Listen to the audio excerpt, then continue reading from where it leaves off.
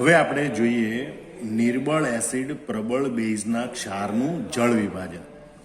એ માટે આપણે નિર્બળ એસિડ અને પ્રબળ બેઝના ક્ષારનું એક ઉદાહરણ લઈએ.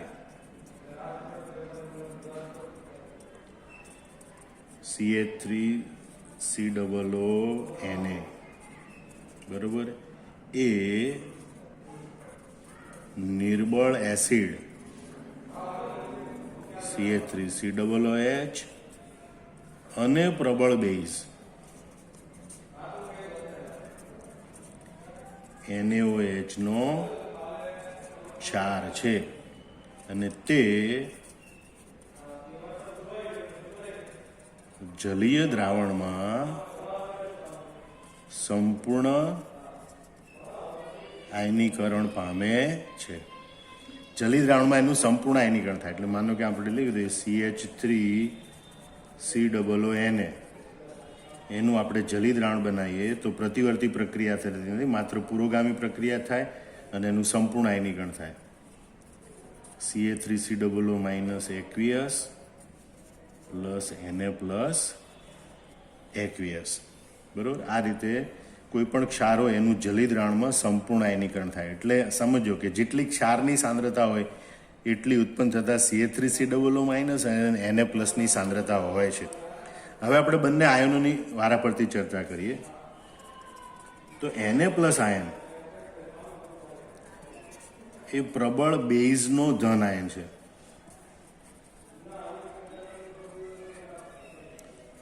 તે માત્ર જળયુક્ત સ્વરૂપમાં જ રહે છે.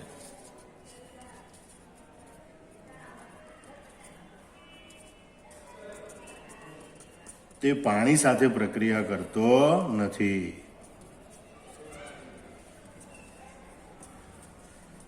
યાદ કરો, પ્રબળ બેઝના ધન આયન અને નિર્બળ એસિડના ઋણ આયન હંમેશા માત્ર જળયુક્ત સ્વરૂપમાં જ રહે, એ પાણી સાથે પ્રક્રિયા કરતા નથી.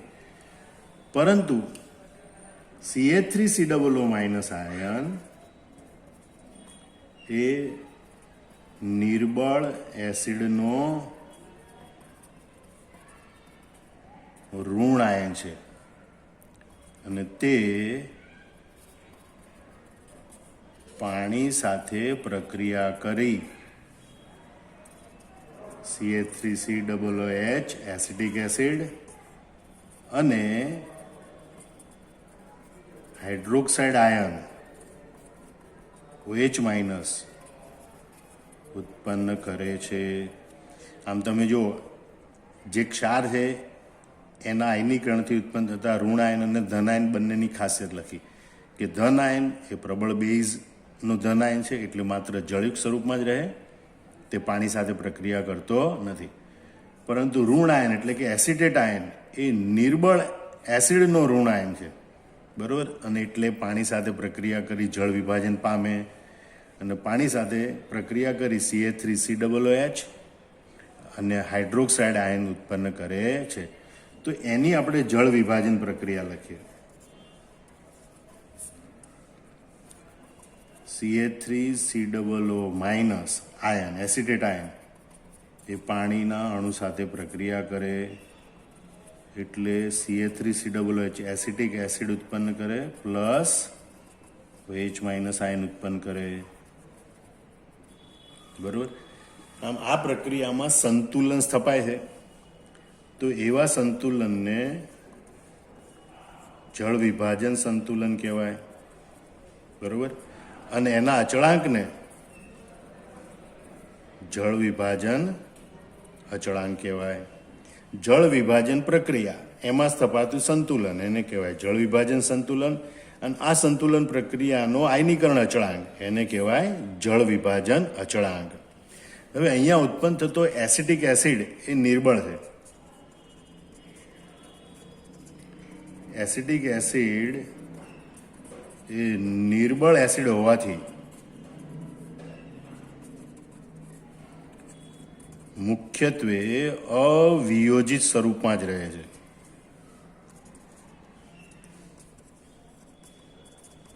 બરોબર, તેથી પ્રતિગામી પ્રક્રિયા ઓછી થાય અને માટે દ્રાવણમાં OH માઇનસની સાંદ્રતા એનું પ્રમાણ વધે છે, બરોબર.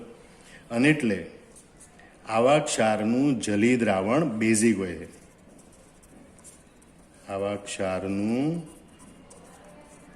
જલીય દ્રાવણ બેઝિક હોય છે, બરોબર. અને તેની પીએચ બેઝિક હોવાથી એની પીએચ ગ્રેટર ધેન 7 હોય છે, બરોબર. ફરીથી જુઓ, પ્રબળ બેઝ છે એટલે બેઝનો પ્રભાવ હોય એના કારણે દ્રાવણ કેવું બને? બેઝિક, બરોબર. તો આવા ક્ષારનું જલી દ્રાવણ બેઝિક હોય છે અને તેની પીએચ 7 કરતાં વધારે હોય છે. ફરીથી સમજી લો, નિર્બળ એસિડ અને પ્રબળ બેઝનો ક્ષારનું જળ વિભાજન. તો નિર્બળ એસિડ પ્રબળ બેઝના ક્ષારનું ઉદાહરણ છે CA3COONA, બરોબર. એ નિર્બળ એસિડ CA3COOH અને પ્રબળ બેઝ NOHનો ક્ષાર એનું જલી દ્રાવણ બનાવવામાં આવે તો આ પ્રમાણે સંપૂર્ણ આયનીકરણ થાય. Na+ આયન એ પ્રબળ બેઝનું ધન આયન છે, એ માત્ર જળયુક્ત સ્વરૂપમાં જ રહે છે, પાણી સાથે પ્રક્રિયા કરતો નથી. એસિટેટ આયન એ નિર્બળ એસિડનો ઋણ આયન છે, માટે પાણી સાથે જળ વિભાજન પ્રક્રિયા કરે, બરોબર. એની પાણી સાથેની પ્રક્રિયાથી CA3COOH અને હાઇડ્રોક્સાઇડ OH- આયન ઉત્પન્ન થાય અને આ પ્રમાણે સંતુલન સ્થપાય. આવા સંતુલનને જળ વિભાજન સંતુલન કહેવાય. એના અચળાંકને જળ વિભાજન અચળાંક કહે. અહીંયા જે એસિટિક એસિડ ઉત્પન્ન થાય છે એ નિર્બળ એસિડ છે અને એટલે મુખ્યત્વે અવિયોજિત સ્વરૂપે જ રહે, એટલે એની પ્રતિગામી પ્રક્રિયા ઓછી થાય અને એટલે દ્રાવણમાં OH- આયનની સાંદ્રતા વધે અને એટલે આવા ક્ષારનું જલી દ્રાવણ એ બેઝિક હોય છે અને એની પીએચ 7 કરતાં વધારે હોય છે. હવે આપણે આ નિર્બળ એસિડ અને પ્રબળ બેઝનું જે ક્ષારનું જળ વિભાજન થાય એ જળ વિભાજન પ્રક્રિયાના અગત્યના સૂત્રો જોઈ લઈએ, બરોબર. તો એ પૈકીનું આપણે ફરીથી પહેલાં જળ વિભાજન પ્રક્રિયા લખીએ.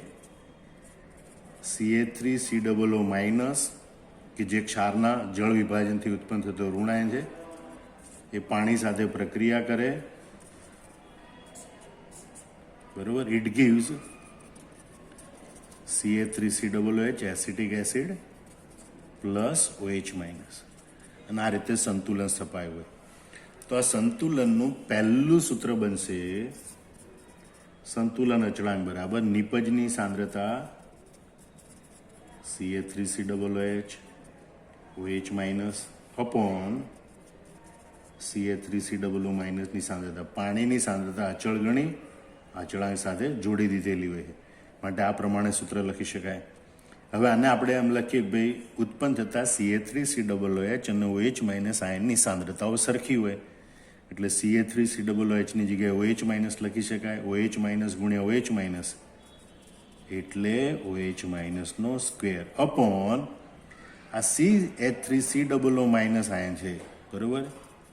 એ CA3COO એને જે ક્ષાર લીધો છે એના સંપૂર્ણ આયનીકરણથી ઉત્પન્ન થાય છે અને એટલે CA3COO- ની સાંદ્રતા એ આ ક્ષારની સાંદ્રતા જેટલી હોય છે, બરોબર. એને આપણે C તરીકે લખીએ તો અહીંયા C બરાબર ક્ષારની સાંદ્રતા.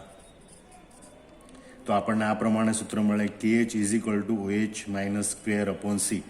હવે એની ઉપરથી આપણે OH- સૂત્ર લખી શકીએ. OH- √KH × C. આની મદદથી POH ગણી અને પીએચની પણ ગણતરી કરી શકાય છે, બરોબર. બીજું સૂત્ર આપણે જોઈએ. KH CH², જ્યાં H એટલે ક્ષારનો જળ વિભાજન અંશ, બરોબર છે. ક્ષારનું જે આયન છે કેટલા પ્રમાણમાં જળ વિભાજન પામે છે, એટલે આ જે ઋણ આયન છે એનો કેટલો અંશ પાણી સાથે પ્રક્રિયા કરે છે. આપણે ઉમેરેલું તો 0.2 મોલર હોય પણ એ બધા આયનો પાણી સાથે પ્રક્રિયા કરતા નથી, એનો અમુક જ ભાગ પાણી સાથે પ્રક્રિયા કરે, તો એને કહેવાય ક્ષારનો જળ વિભાજન અંશ. એટલે KH CH², એનો મતલબ થાય કે જળ વિભાજન અંશ H આ C ને અંદર લઈએ તો KH √KH/C. H ને સૂત્રનો કરતા બનાવીએ તો જળ વિભાજન અંશનું સૂત્ર આપણને આ પ્રમાણે મળે છે. ત્રીજું એક અગત્યનું સૂત્ર છે KH KW/K, બરોબર. આની તારવણી કેવી રીતે થાય એ આપણે જોઈએ. અહીંયા જે આ જળ વિભાજન પ્રક્રિયા દર્શાવે છે, હકીકતમાં એ 2 તબક્કાની પ્રક્રિયાની બાદબાકી છે. એટલે માનો કે આમાં રહેલો એસિટિક એસિડ છે CH3COOH, બરોબર, plus H2O, it gives CH3COO minus plus H3O plus. અથવા એમ લખાય કે ભાઈ CH3COOH, it gives CH3COO minus plus H plus. મતલબ કે જલી દ્રાવણમાં આ નિર્બળ એસિટિક એસિડ ઉત્પન્ન થયું એનું પણ આવું સંતુલન સ્થપાયેલું હોય. આ એક વાત. બીજી વાત છે પાણીનું સ્વઆયનીકરણ થતું હોય, કારણ કે જલી દ્રાવણ એટલે એમાં પાણીનું સ્વઆયનીકરણ તો થાય, એનાથી આપણને H પ્લસ અને OH માઇનસ આયન મળે. હવે આ સમીકરણ નંબર 1, આ સમીકરણ નંબર 2. સમીકરણ 1 છે એ નિર્બળ એસિટિક એસિડનું સંતુલન દર્શાવે, એટલે એનો સંતુલન અચળાંક Ka કહેવાય. અને સમીકરણ નંબર 2 છે પાણીનું સ્વઆયનીકરણ દર્શાવે, એનો સંતુલન અચળાંક Kw કહેવાય. બરોબર. હવે આપણને આ જે મુખ્ય સમીકરણ જળ વિભાજન પ્રક્રિયાનું સમીકરણ છે એ કેવી રીતે પ્રાપ્ત થાય? તો સમીકરણ 2 માંથી સમીકરણ 1 ને બાદ કરતા, બરોબર. તો સમીકરણ 2 H2O gives H plus plus OH minus, બરોબર, જેનો સંતુલન અચળાંક છે Kw. હવે એમાંથી આ સમીકરણ બાદ કરવું એટલે એને ઉલટાવીને લખવાનું અને પછી ઉમેરવાનું.